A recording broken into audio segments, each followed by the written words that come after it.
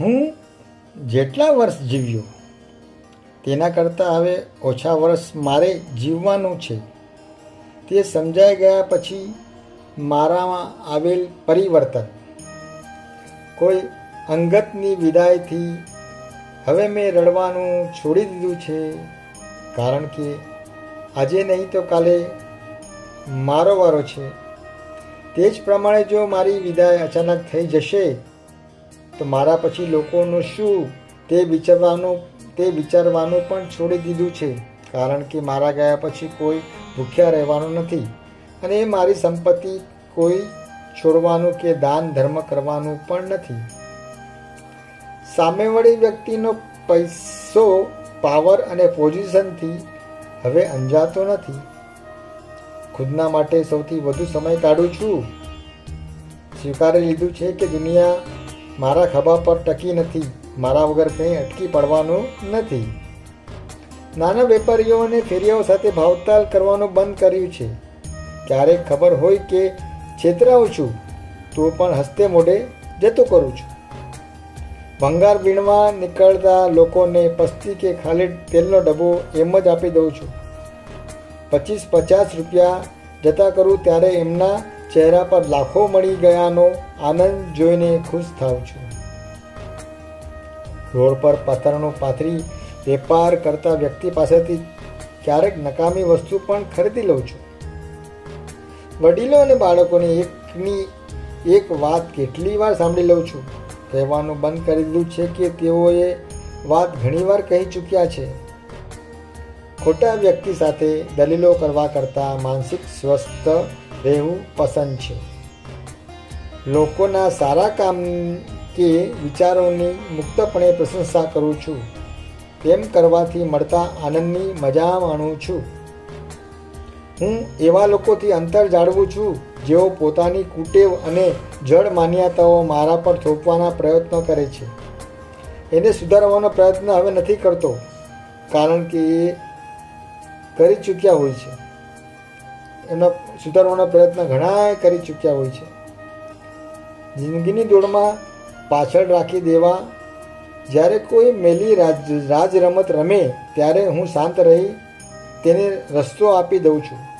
આખરે ના તો હું જિંદગીની હરીફાઈમાં છું, ના તો મારો કોઈ હરીફ છે. હું એ જ કરું છું જેનાથી મને આનંદ આવે છે. લોકો શું વિચારશે કે કહેશે તેની ચિંતા લોકો પર છોડી દીધી છે. 4 લોકોને ખુશ રાખવા મારું મન મારવાનું છોડી દીધું છે. કોઈ 5 સ્ટાર હોટલમાં રહેવા કરતાં પ્રકૃતિ નજીક જવું ગમે છે. જંક ફૂડ કરતાં બાજરાના રોટલા અને શાકમાં સંતોષ થાય છે. ખોટા પાસે સાચું સાબિત કરવા કરતાં મૌન રહેવાનું પસંદ કરવા લાગ્યો છું. બોલવા કરતાં ચૂપ રહેવાનું પસંદ કરવા લાગ્યો છું. ખુદને પ્રેમ કરવા લાગ્યો છું. બસ આ જગતનો પ્રવાસી છું. હું મારી સાથે મેં કરેલા સત્કર્મ, વહેંચેલ પ્રેમ, આદર અને માણસાઈ સિવાય કંઈ જ લઈ જઈ શકીશ નહીં તે મેં સ્વીકારી લીધું છે. મારો દેહ મારા માત પિતાની દેન છે. આત્મા પરમ કૃપાળુ પરમાત્માની દેન. નામ ફોઈબાની દેન. જ્યારે મારું પોતાનું કંઈ જ નહીં તો વળી નફા નુકસાનની શું ગણતરી.